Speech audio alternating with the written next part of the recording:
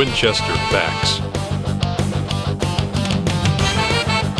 Separating fact from fantasy in our town's government.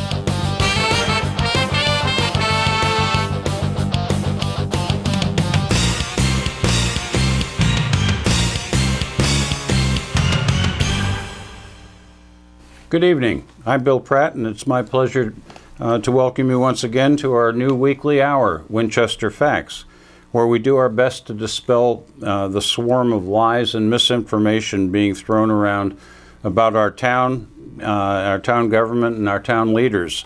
How are we going to do that? Well, by delivering to you the cold, hard, totally verifiable facts surrounding each and every allegation. Because if you're like me, you're here in Winchester because you love the town and probably hate the political games that have become the town's, what seems to be the town's favorite blood sport. Last week we kicked off the program with some very interesting discussion with Mayor Marcia Sterling and Selectman Glenn Albanesius on a variety of topics. If you missed that show, by the way, you can still see it by going to YouTube on the internet and searching Winchester Facts. I'm sure you'll like what is there. I don't believe this evening will disappoint, though. My guests this evening are sitting selectman, or select person, if you will, Candace Bouchard, and one of our town's most notable former planning and zoning commissioners and selectman, Mr. Michael Hamm. I have asked them both to address issues dealing with the what is surely of great importance to all of us, and that is making our town more economically successful and growth-oriented. Welcome to the two of you. Thank you, Bill. Thank you, Bill. Okay. Candace, we have, could you give our audience a little bit of background about you? I know they got to know you during last fall's election, but I know your background, and it's very, very impressive from the standpoint of business. And have forth. Well, I actually used to work for the largest logistics company in the world called DHL, now called DHL. I was part of the cargo division. I was responsible for global communications, and then in my later years, responsible for North America. I was with DHL for 28 years in total. I produced 10 annual reports. I worked in close coordination with my financial department in quarterly reports and year-end annual reports and shareholders meetings. So, you know, after, you know, recognizing the issues that were facing the town, I thought that perhaps there was something that I could do while I was retired to assist in getting the town back on financial track, ensuring that we had 3 audits that were completed, and especially, you know, issuing the 3 meal supplemental tax so that we could pay the undocumented $2.5 million bills that were not addressed by the previous administration. Just make one comment. You're too darn young to be retired.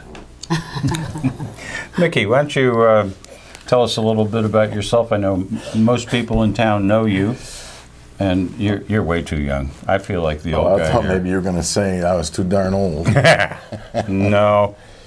Well, Bill, you know, I've been kicking around here for some time. You know, I've been in the contracting business here in Winsted for, oh God, 40-some years. No.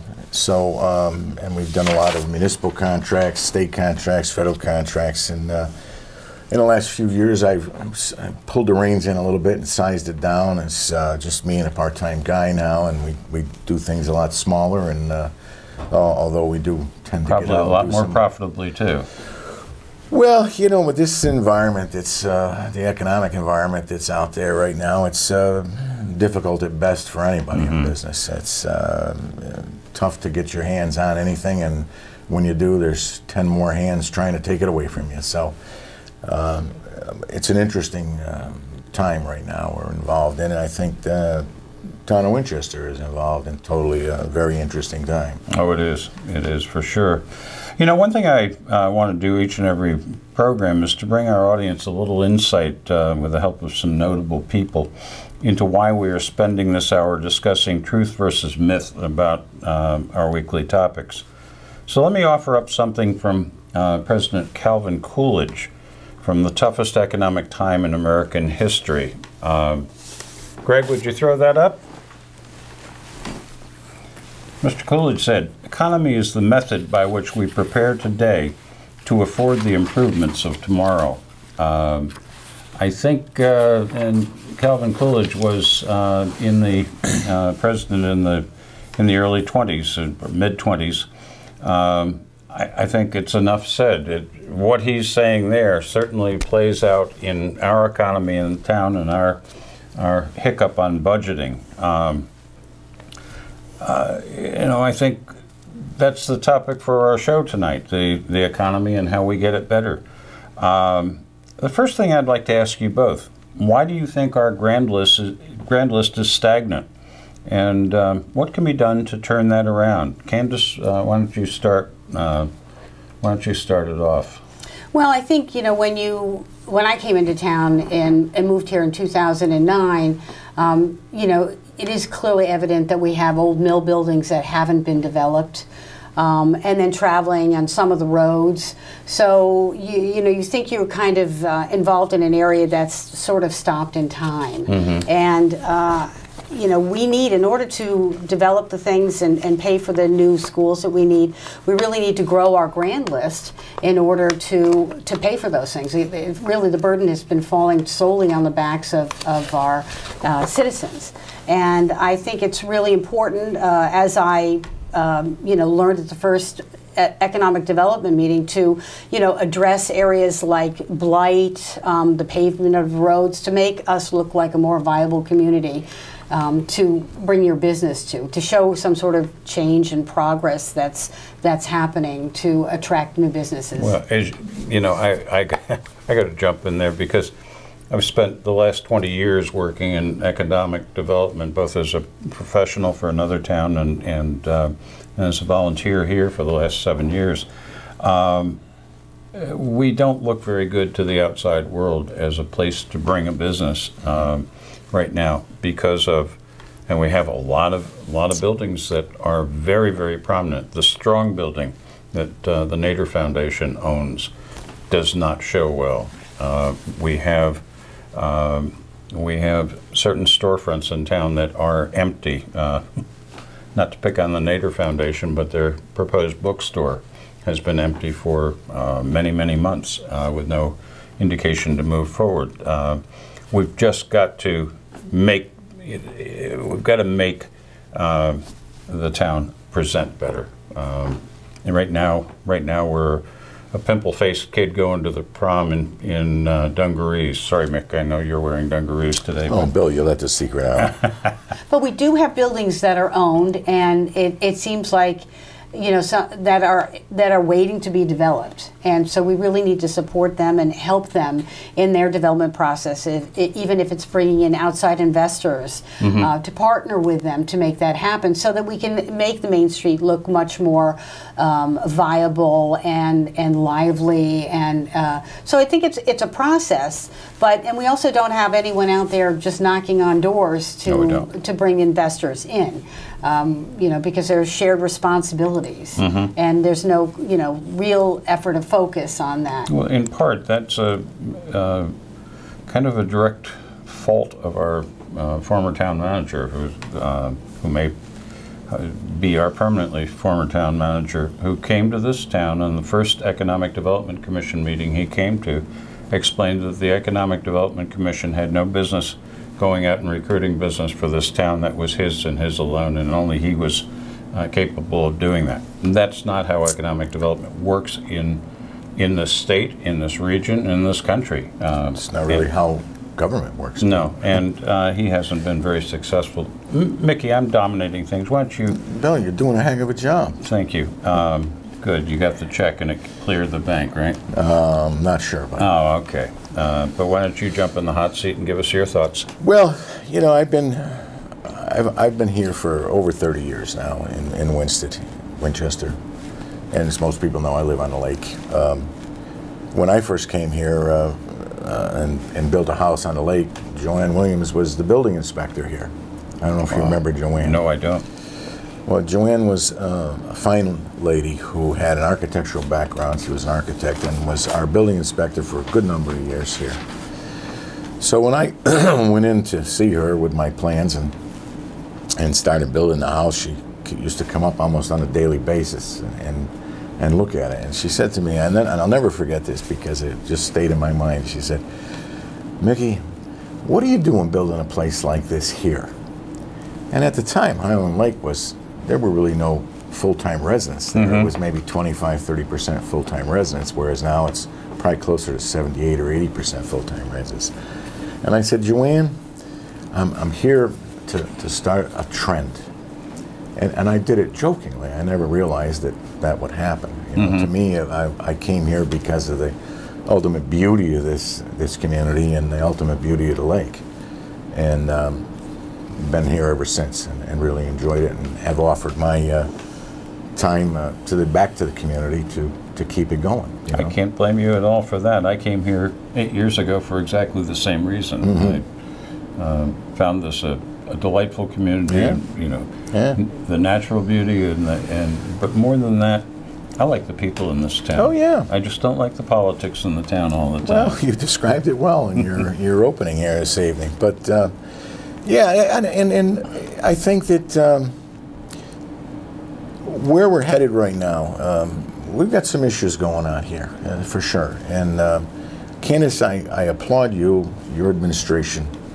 You've picked up even more so than where my administration left off. And I'm happy to see the strides that you've made. I'm happy to see that you've all gone to the wall. In other words, to get to where we are. Unfortunate, we lost Lisa, but I think we've picked up a real shining star. I do too. Two shining stars. Yeah, I love Lisa to death. She's good. She was a great mayor. She made some great strides. She made great strides for the party. But what we've got going on now is we've got a mayor and a team of 5 that are really moving forward on a lot of things and a lot of projects and putting money where it belongs in our budget and making things happen. I think the recent mailer says it all. It does say it all. Getting it done for you. For you, exactly.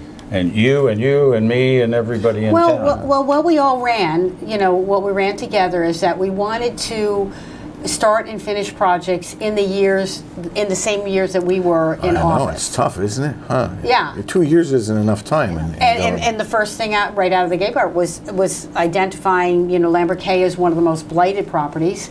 And Lisa finding a solution, saying that she had found another town that had gotten a steep grant to do exactly what we wanted to do, which is, demo it or remediate the property. I think that was Lakeville or Salisbury. Yes. Yeah. And so we felt it was a real possibility, and let's take care of that so we can show the town by example, just as Torrington does, that, we're going to get rid of the blighted properties. And to follow, exactly another thing that we ran on was roads and bridges. And we felt that with the help of Marcia, that we were able to redirect money in the budget that was initially presented to focus on actually visibly seeing change for your money, not just paying additional employees or managers on the budget and the money going towards that, but actually milling and paving and following up on what your administration had started in 2008. And the senior center parking lot, 12 years ago that was started. So money's been budgeted for it, but then nothing's completed. So we wanted to start projects and complete them in the same budgeted year that we had, as closely as we could. So there would be actual accomplishments that the town could see us moving forward. Well, that's all part of it. And you guys, you understand how slow government moves. And you guys have fast-tracked a number of things, but not just the word fast-track. You've done the homework that goes along with fast-tracking. And you've made some great strides and some great accomplishments. And I applaud you guys. I really do. You've done a great job. and you've had, you guys are able to come together, you're buying together, you think together, you work together, and the end product happens. It's amazing what you can do with that. Oh, it is. It's amazing what you can do with it, especially in government, because the wheels grind in government, as you've learned. It's not like the private sector, for sure. It's not like the private sector, yeah. But we knew we were coming into it was a very challenging point in the town's history. We knew we were not going to be easily accepted at all, and we would just have to keep moving forward and show, you know, our unified, you know, thoughts on certain subject, and take a new look at things, see if there's a different way to handle it, and move forward. Yeah, and you've done that, and I think with Marcia and Glenn and your entire team, you're going to move forward immensely, because I think the people of our community are looking for that. People here want to see improvements, and they don't mind paying taxes to get improvements, or watch the community grow, or watch the community come to something of fruition that's valuable and visible. By the same token, I think that most of the population objects to paying taxes that are only going to increase benefits for staff, and nothing going into the betterment of the town per se. Listen, you know, in business, your company is only as good as the staff that works for you. That's right. And it's the same in any business. And if you treat your town like a business, and you bring in the right employees to do the right job, you're going to have the best result. So, would I say I won't agree with that statement that you've made? My personal feeling is people should be paid for the value that they produce. Absolutely. And if you go after the best people, expect to pay the best money.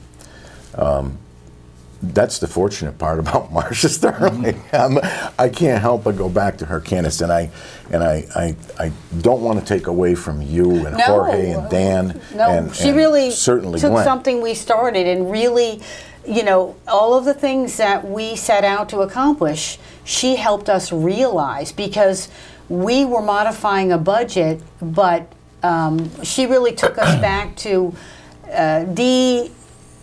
took us back to the ground roots and found out what we were contractually obligated to, and built a budget around that, and then built a budget around, you know, what had been presented by the departments, and then took, you know, and then identified where the greatest improvements or the greatest impact would be, which would be the roads. I mean, I think the original budget for roads was $225,000, and a lot of that money comes from LoCIP money from the state. That's all your LoCIP money. Exactly. So then by making it $600,000, you know, you're really putting meat behind the numbers, and you can accomplish something.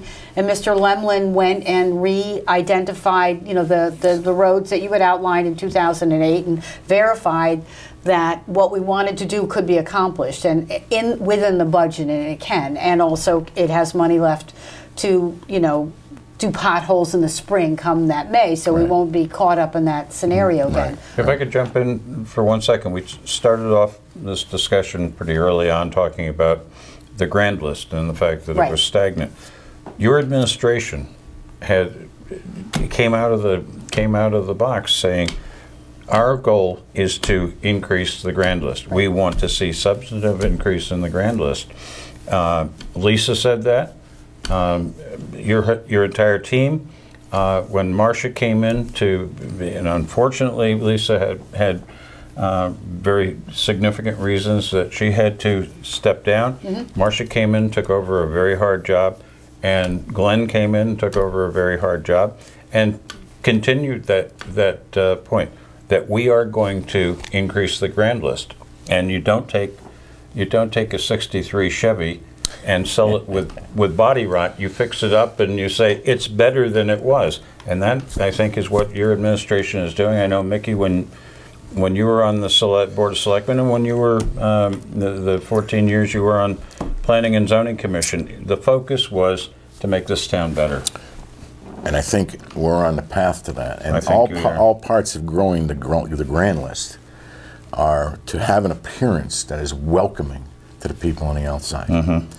To welcome those investors who want to come in and buy these old mill buildings and rehabilitate them and make them into whatever. And even our industrial parks, to have roads that are paved in them because they were in great disrepair. Exactly. In the Winchester Industrial Exactly. Park. So that's an entrance to business, and I think you guys have caught all of the issues there and saying the entrance of business we want to welcome into the community.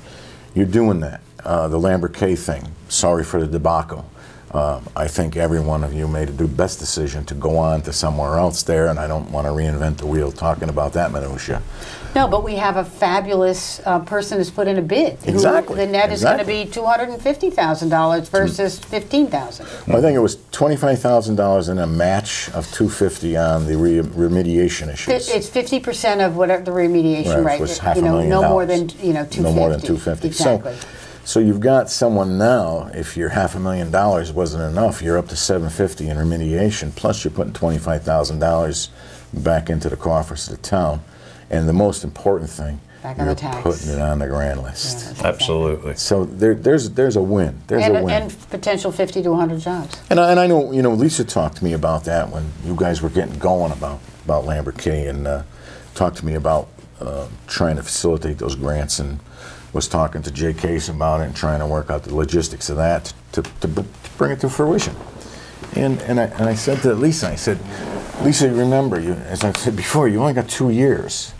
And typically, grants can't be obtained in the speed that your administration and Jay and our state senator is Clark Chapin. Clark Chapin. And I'm sorry, Clark. These are people working together, getting things done. It's amazing what you can do if you have the right people and you have the same vision and you want to get it started and get it done. So anyway, back to my conversation with Lisa back then. I said, Lisa, you only got 2 years. If I were you, and I said this when I was on the board, is I don't care if somebody comes and buys it for 50 cents, at least it's going back on the grand list. And we went back and forth about that, and Lisa went on her way in obtaining a grant, and I applaud her to this day for her efforts, and Jay's and Clark Chapin's. And yeah, but the 50 cents wasn't, we wanted to take care of the property once and for all. So the 50 cents is not enough. I understand. It had to include total remediation of the property and not having to address this ever again. Right. So it was, even if it meant just encapsulating, if that was allowed, and making it a parking lot, but just getting rid of that issue forever. This has been Lambert K has been a thorn in my side for a long time. 20 years. Well, I sat on planning and zoning when we went through all this for a marketing technique, marketed out there, and that whole thing fell apart again too there. So 2 times someone told me before this, but again, we have... but it was government that really slowed that down. In the private sector, that would have been easy to make happen back then. In government, it's not easy to make things happen. Well, I think the proof of that is the number of private companies, private buyers who have tried to get Lambert K, and they include Henry J. Marshall, they include Tom Ifland, and several others, and they were all rebuffed by previous administrations, not yours. Well, this person this company that's come forward, they were the other bidder on the property that we weren't presented with at the time. So you weren't even aware of them. Am I correct in what I've heard that Dale Martin turned potential buyers away from the property because of the excess 4D? Well, there was different information provided to different people. Oh, okay. So, hey, that's a good way to market things. Well, we met this this company on another piece of property, and they provided additional information to us. But the good thing is that they're in town. They have multiple businesses.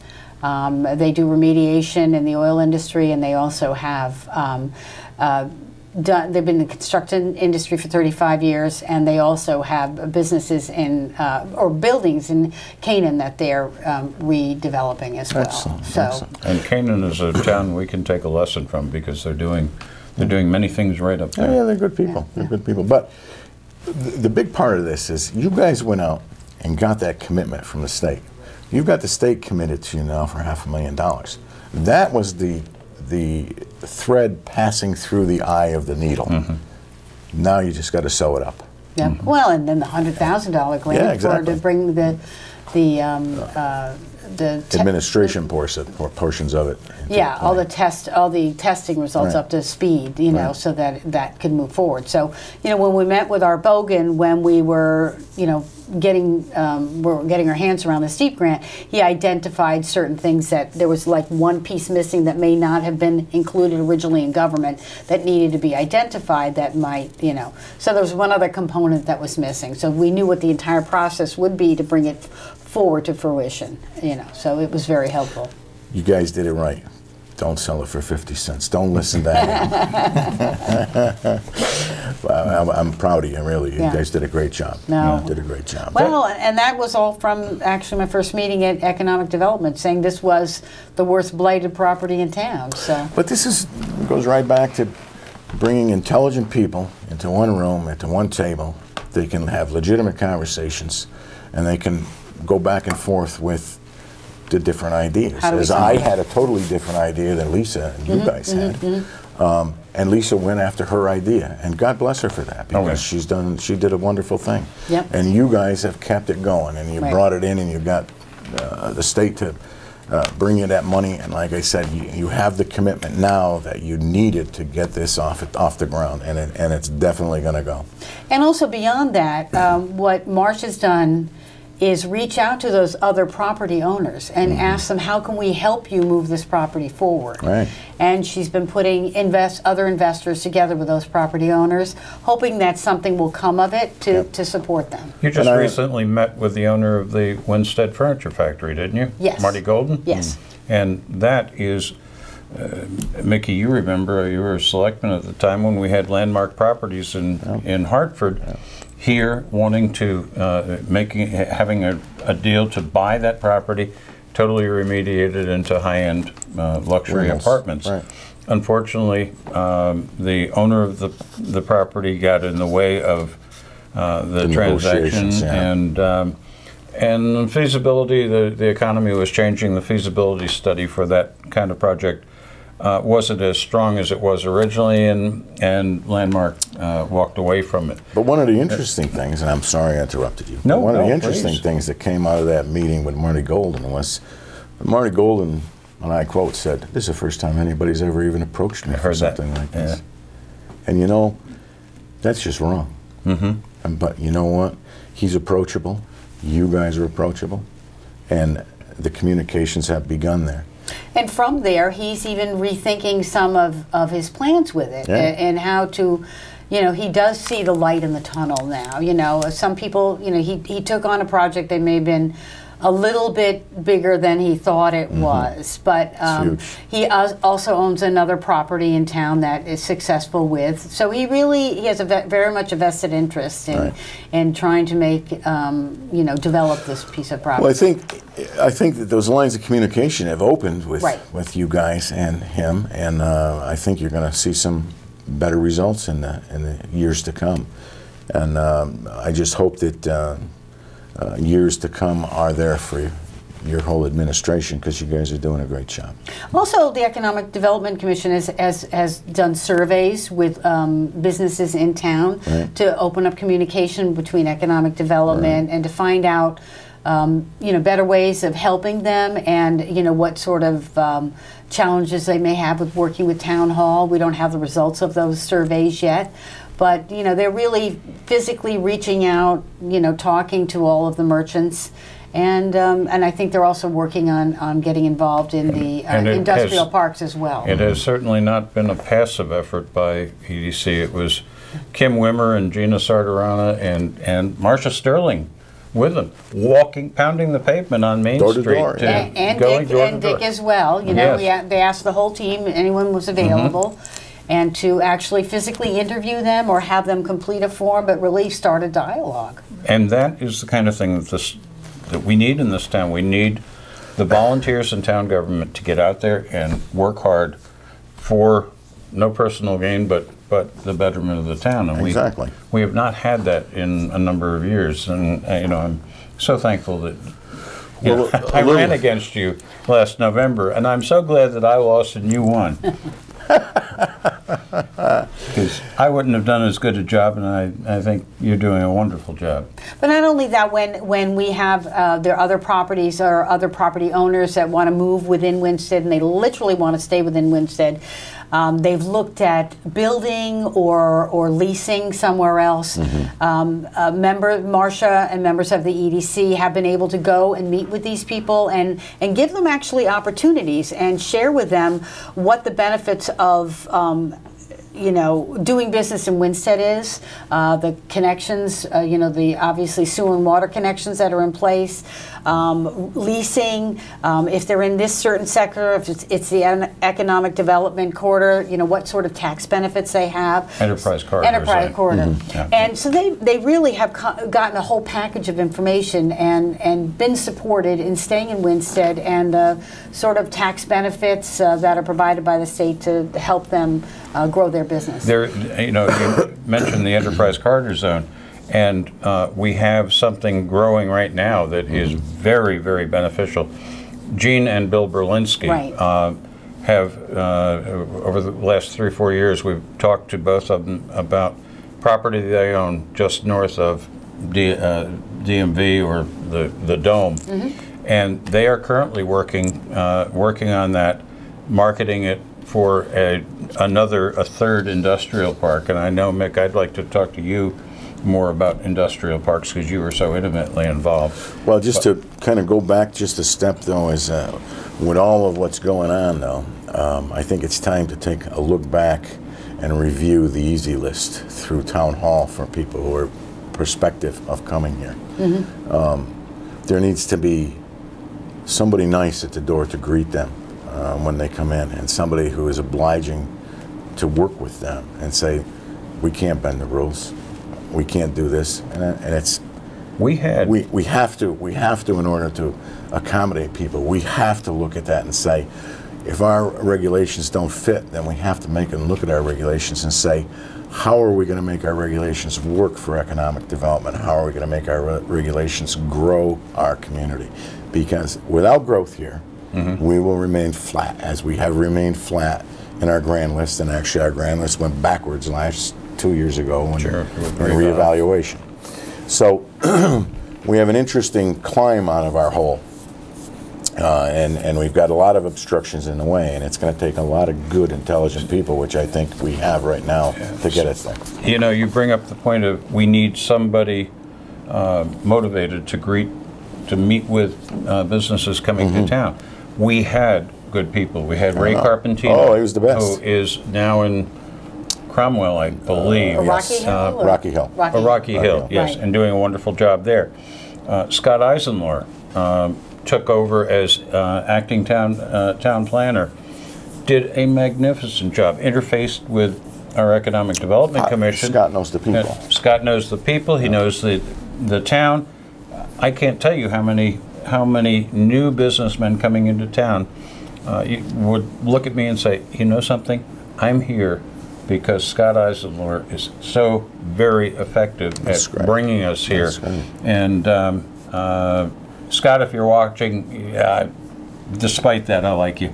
But exactly, we have to have a team effort. You know, that includes, town hall personnel, the, Board of Selectmen, economic development, planning and zoning. Planning and zoning has changed, it appears to me this year, where they are actually spending half of their time looking at modifying the regulations following, the marijuana dispensary. They've learned that, they have to be more proactive, and they've identified that one of their meetings is going to be focused on and looking at those regulations, and the other half is actually responding to, the citizens' request for new buildings.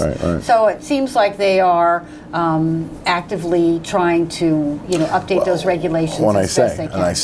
I'm not saying that's not happening, and I'm happy to hear that there is more happening.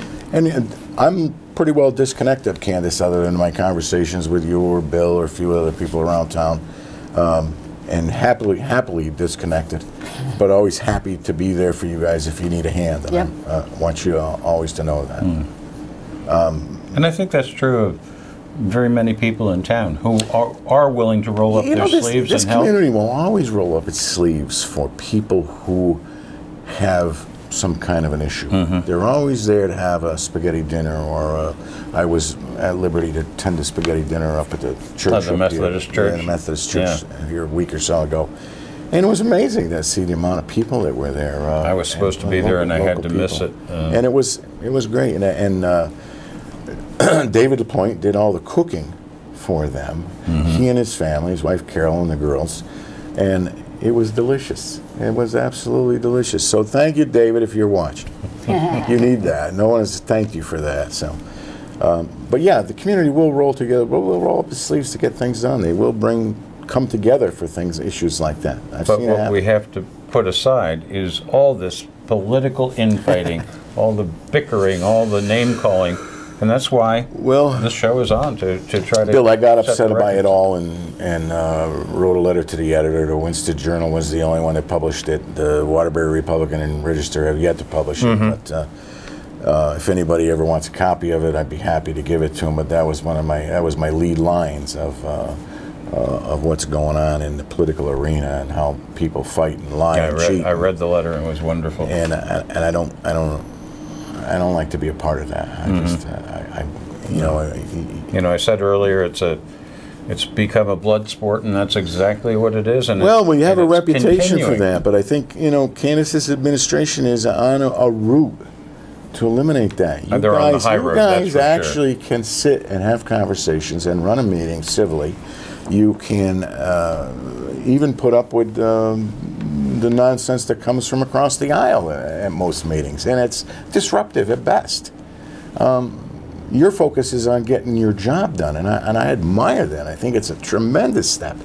You're getting the job done, and you're doing it, even with people throwing anchors out and from the rear to slow you down.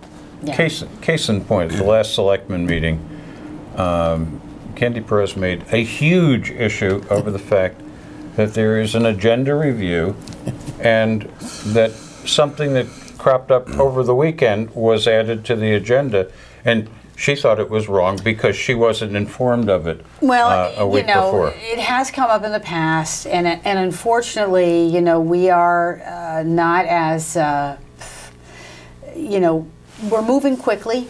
We have a lot of things going on all at once, and things do come up, and they happen after the submission is, but we're not going to let them pass by, because we really want to take action at the moment as soon as we can. Robert's rules allow you to add things to the agenda. Of course they do. So I mean, it's not, you guys did nothing wrong there. It was another anchor being thrown out to slow the process. It has happened. I can't think of very many selectmen meetings over the last 8 years that I've been watching them where there weren't topics added to agendas. Well, I think there was I don't know, maybe we moved very quickly from the gate going on. We had very long meetings. There were a lot of things that we were learning, a lot of things that we were addressing. We addressed them as they happened. We didn't put them off. So, there's so much more that goes on, during the week and the 2 weeks in between, and sometimes they just don't occur, and by the time that the agenda has to happen. It was a good item to put on the agenda. I mean, if we can't support our veterans, I mean, who can we support? Those guys put their lives on the line for all of us. Absolutely. A lot of us wouldn't even be here if it wasn't for them. So. No. But, I really think we're moving forward. I think that, now I saw the road almost completed, if not completed, on Grupo Drive at Winchester Industrial Park. I'm sure UPS and FedEx will be absolutely thrilled. And Industrial Way, I think Nanny Park was being, Nanny Street or Nanny Drive. Nanny Drive was being done today. So, I mean, they're out there, moving around and, getting everything going and completing these roads. I got a call just before I left to come over to the studio from a friend who lives up on Wallen Street. And he called and he said, next time you come over here, you're going to be very happy. Oh, they're working on Wallens? I have a new road out in front. Wow. He said, it's just wonderful. How is that happening? I said, it's happening because a mayor and a board of selectmen that have determined to make things happen, to make this town, to do the things that have been postponed for 4 or 5 years. And that included drainage on that road, and that Yes. was 3 large sections of that road, for all the way at the top, in the middle, and down at the bottom. I mean, that's... It was a challenge to get up there. My little Subaru Everybody's didn't like everybody's been hustling here for the last few months this And summer. now in town. It's really nice because that sort of thing just gets everybody excited because there's a prospectus that looks good. Yes, it does. You know, people are seeing things happen. People are getting happy to see it happen, and it's just a wonderful thing. So. Well, the old Route 8 that was done by the state, and then the year before, Route 8 was done heading north to Sandusfield, Mass. So it really is. The improvements are happening here, and you guys have so much momentum right now. Well, also what Governor Malloy said was very telling. He said part of the reason why we actually did get the grant is because we asked for it. I know that Marcia sent a letter a couple of weeks before indicating, you know, that we did have a prospective buyer. We very much were interested in receiving the grant and remediating this property. Right. Another one, Jay Case brought up the aspect of the rails on the bridge between Whiting Street and Dunkin' Donuts, and all we had to do was ask. You know, that's been an issue for years. Yeah. So, I mean, it really was open communication with state government or the DOT, or look at what Jay Case was able to accomplish, full funding for the Holliver Bridge. Yeah. It's very interesting that it's a Republican, a supermajority of Republicans in the town government asking a Democratic governor With a supermajority. with a supermajority there, and it's still happening. People can work together. Well, not only that, we were very lucky that, you know, it's luck and timing that his focus was on remediating. He saw all of these old mill buildings being a challenge for all the towns across the Connecticut, and it fell in line with what his objectives were. So we were fortunate. And then by really asking for it multiple times, you know, through our state legislatures and Marcia Sterling as mayor, that, you know, we were, and also Lisa, you know, actually, you know, requesting the Steve grant and us voting on it, that we were able to achieve that. And, you know, if our viewers, anyone in town wants proof of what can be done by remediating old buildings, all you have to do is look at Chris Kiley's Laurel City Marine. Yep. He took the old lumber company. What was the name of the lumber? Parnell Lumber. Yeah. He took that in terrible shape, turned it around. It's a showpiece now. Across the street, where Levine's and the thrift shop and a beauty salon was a derelict supermarket, A&P, wasn't it? Was at one time. And that has become a very, very viable commercial center for the town. All of these things can and are going to, I have confidence, going to come around and be much better for the town. I'm in here for the long haul. Knock wood, I've lived that long. Well, and also, you know, Winsted has very attractive pricings for, you know, the housing and the buildings at this point. So it's a really great place to invest in right now. And Winsted, and I've recognized this for years, Winsted has a sewer plant with obscene capacity. Oh, yeah. A water treatment plant with obscene capacity. And we have the ability to grow our grand list. We have that ability. We're not going to be looking at this and saying, "Oh, wow, we've got this big industrial development. How are we going to sewer or give them water?" We happen to have plenty of both. We have enough that I've had conversation with Don Stein, the first selectman in Hampstead. Good guy. Don's wonderful. He's probably the best town manager any town could have. But he's very much aware of the our excess capacity to serve. They have the Mallory Brook shopping plaza, which is 90% of their That's been retail. a bone of contention for years down there too. Oh yeah. And I don't know why we could never really get to fruition to service that with sewer and water. It's a concept that really makes a lot of sense because that shopping center is a mainstay for people in Winsted. They go, you know. Absolutely. And I'm told that the movie theater may have new ownership and be coming back online. Good for them. Good for them. I wish yeah. it was our tax base over there. Yeah. Funny that. Move the line over. You know, something confounded me several years ago when Mary Ann Welcome was the mayor and also on economic development. And after an economic development meeting one time, we got into conversation out in the hall about how we need to get more regional in our promotion of the town and our pursuit of economic development.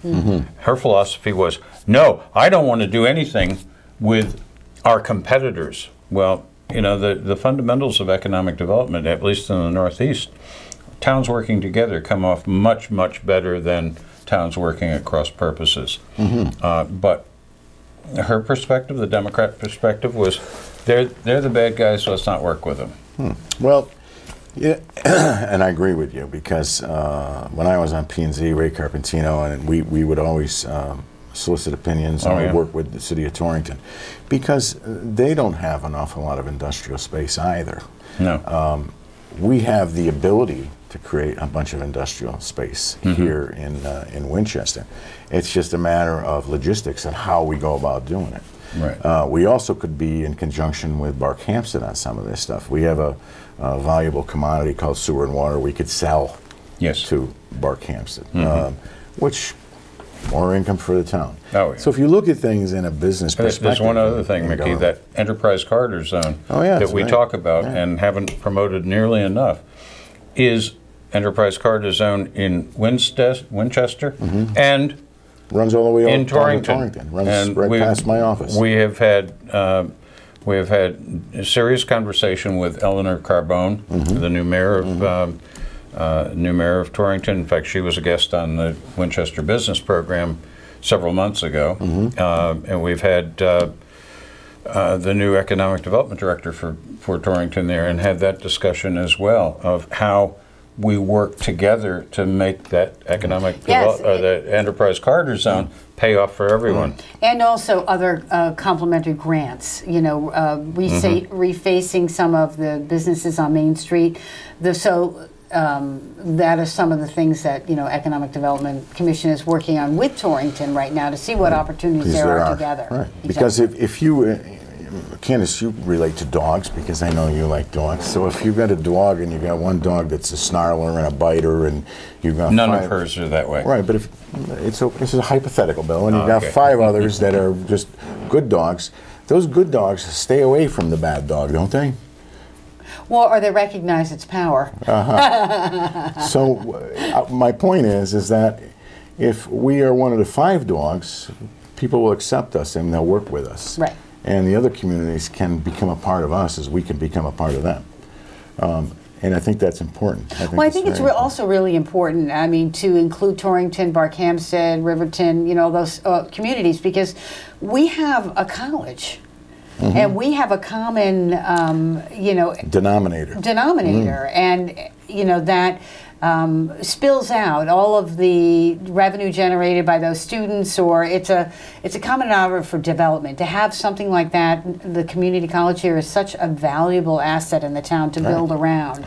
And you know, possibly their expansion could be they could use other buildings ultimately, you know, expand out. So really, it's very important for us to also work and support them as any way that we can, you know, and supporting Whiting Mills and helping to grow the business for them. You know, we just have to take steps where we want to get, you know, the Hullabur Bridge taken care of, and then we can work on other aspects because that's a real key component. The completion of that bridge first, and then go from there. Right. But yeah, the college is such a big attribute. Barbara Douglas and his name escapes me, Steve Frazier, did wonderful things with that place over the last 15 years, 20 And years. Steve's getting ready to do the do the new construction for the nursing and vet center. Vet Tech Center, which is another 24,000 square feet. And then there's also going to be more development. There's was just recently announced a medical building. Just today, downstream from that, Right, another 24,000 square feet. So that entrance from Route 8 is going to be incredibly powerful. before It'll you be go powerful, into town. and you know, part of economic development, a big part, is creating jobs, not just storefronts. And Right. Having a medical center when we have a nursing program in the college is going to be that much better. I know and you know from your rescue work with the animals, the vet techs coming out of Northwest Connecticut Community College are considered to be some of the best. Well, I think it's one of the few schools in Connecticut for this specific, or if not the only. It's the only. It's only 20. Part of the reason why I people. actually moved here. Yeah, because, really. You want to be a vet tech too? No, I wanted to rent to vet tech students. Oh, yeah. Rooms perhaps, Sure, at some sure. point. But and then you continue that development all through the new Blimpies and Right. the new restaurant going into Blimpies yeah. place. The gas station that's done, and then all the way out to the new Dunkin' Donuts, and then Lambert K. But it's a jewel in the rough here, just waiting to be cut. And I think it's important that those people who want to come here to do those kind of things should be significantly looked after. Sure. And I'm not saying that so somebody can twist that, because things do twist in this time. I'm saying that we need to work with them in order to obtain them. Well, it's repetitive revenue.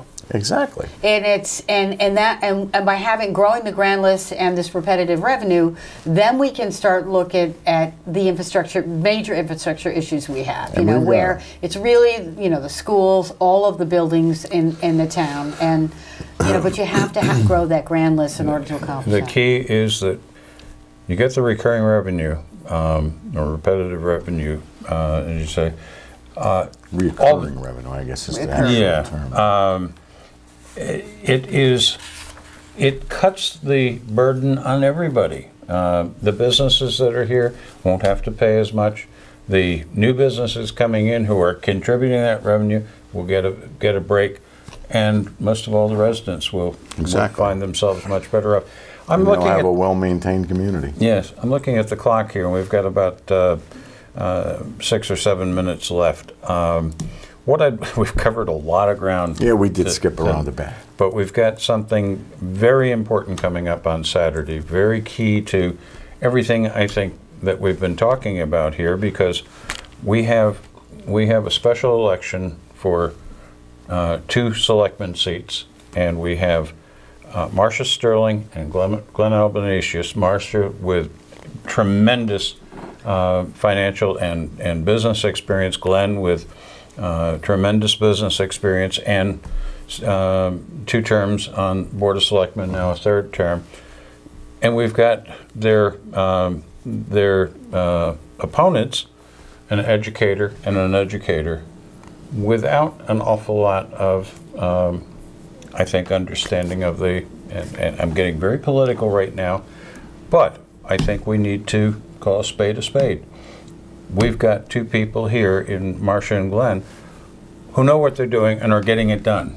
And I would like to, I'd like your thoughts on that matter, and what you'd like to tell viewers to do on Saturday, other than go to the beach. You want me to go first, or you? Sure, you go first.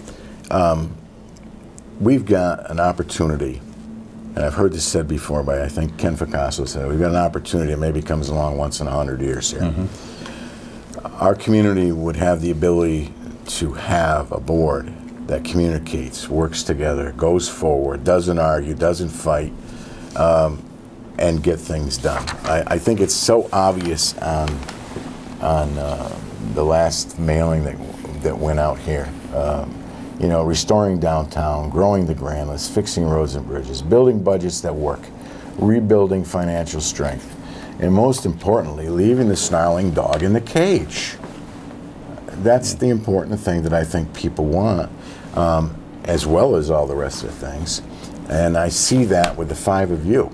You 5 communicate so well together, you work so well together, and you move forward at a rate that's unheard of in government. And I can't applaud the 5 of you any more than that. And with Marcia and Glenn on your team, as they have been for the last 5 months, 6 months, 5 months, is that right? You guys have gone places incredibly. Lisa began a lot of that, but Marcia jumped right in. you guys reorganized the budget so that you could get some things done in our community. And that only happened as of July 1st. And here we are, it's the first week of September, and we see it coming to reality. It's happening. Yeah. So, Candace, what? I don't know if I could say it any better, honestly, because you know, we knew we were coming into a very challenging time in the town's history. We didn't know a lot. Most of us on our side of the fence didn't know anything about how to be involved in a government environment. I only knew, you know, private sector or corporations, and so how we address those things publicly is very challenging. I really do think that the Democrats do believe a lot of are in agreement with a lot of the things that we have done. They may have different timing issues with us. They may think that Whiting Street should have come before Lambert K or something like that, but I really do believe that we all have a common sense of good, wanting to go forward and move the town. I think they've been with us in that as well. They may not have been as actively involved as we were, because we were looking at everything with a new set of eyes. And seeing everything as an opportunity, and we had a vision to start and finish projects, not just say we're going to do something, but what was the end result going to look like.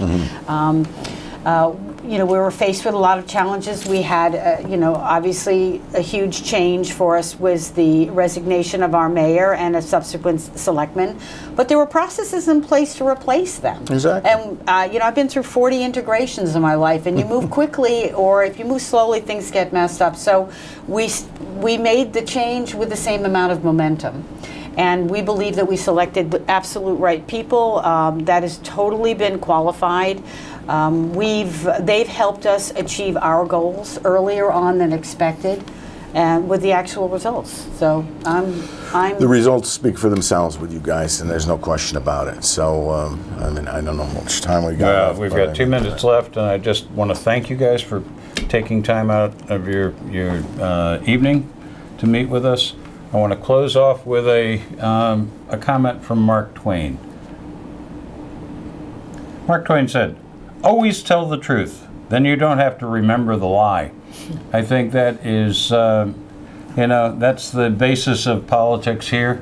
Certainly the Republican administration, there's no lying going on. There's no, you're very truthful, and we're getting it done. And getting it done, that's what it's all about. Folks, thank you for joining us. This show will be up on YouTube again, and it'll be repeated during the week. I hope you get out Saturday and vote your conscience. Thank you very much. Thank you, Bill. Thank you.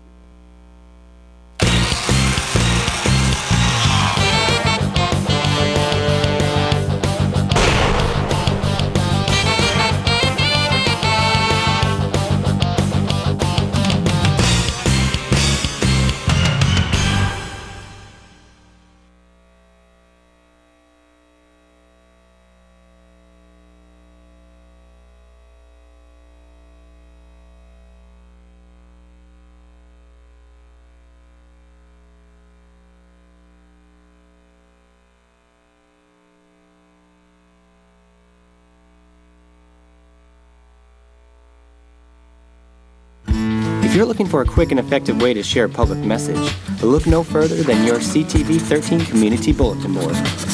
Either stop by and fill out a form with your information, or send us an email at bulletinboard13@charter.com. And we'll post your message on a rotating bulletin board for all to see. That's bulletinboard13@charter.com. So what are you waiting for? Send us your message today.